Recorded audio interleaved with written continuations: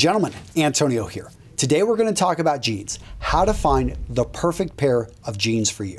Now I'm going to give you guys 5 tips, 5 steps, so that you can follow this and you can rest assured that you're most likely going to find the best pair for your body type, for your needs, and all that other stuff. Because I want to make sure that when you go out there and you find this perfect pair, that you buy multiple pairs. And let me tell you a story why. So my friend, I've got a very close friend named Brian, and he lifts weights, takes care of himself, and he had found a brand that was just perfect for his body type. He loved these jeans. He wore them everywhere. And sure enough, he ended up ripping them or tearing a hole somehow. And it wasn't because they didn't fit right. Something else happened. The point was, though, the company had stopped making that particular style. And his fit, for some reason, they had changed up the models a couple years ago.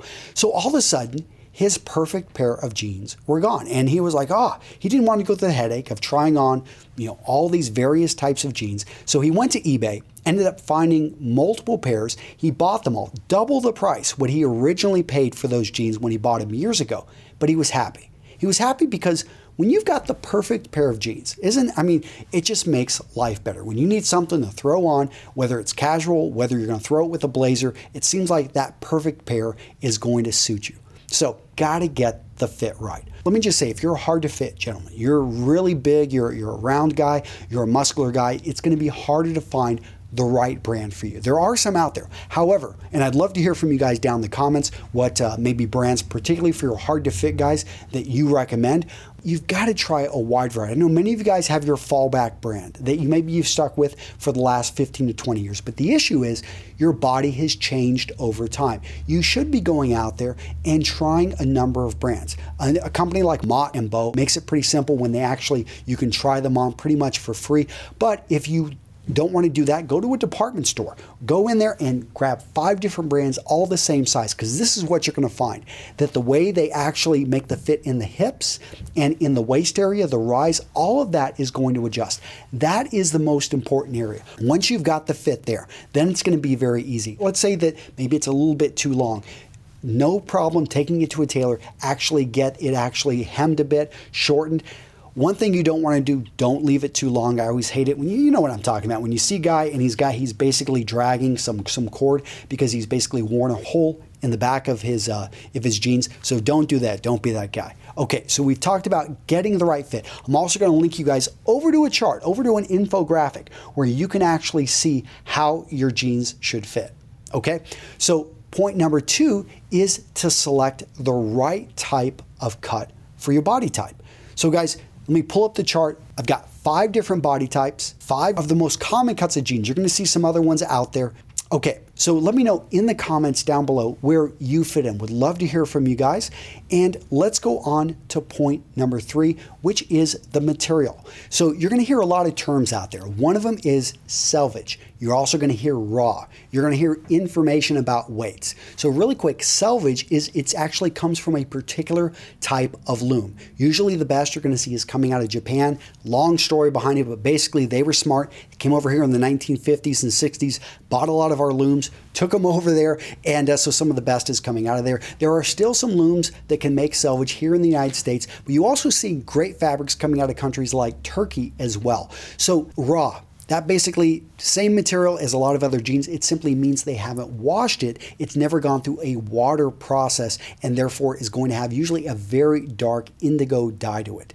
Now, when we talk about different weights, we're going to see usually 12 and lower is going to be lightweight. 12 to 16 is going to be medium weight. Above 16 ounces is going to be heavyweight. Now, you're going to see this anywhere from about 4 ounces to well over 30 ounces. You don't want to go that extreme. I think that, the heaviest weight you're going to want to ever go is probably 20. The lowest weight is probably going to be maybe 8 to 9 ounces.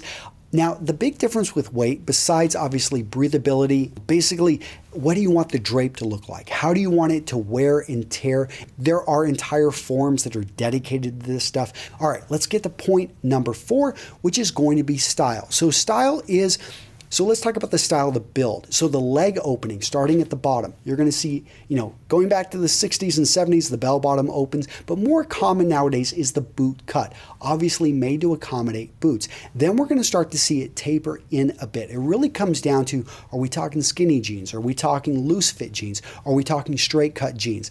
I personally like straight cut jeans. They work for my body type, but you're going to want to make sure and look at that bottom area. Also look at the rise. Low rise became a lot more popular in the 80s and 90s. Companies like Abercrombie and Finch really pushed it.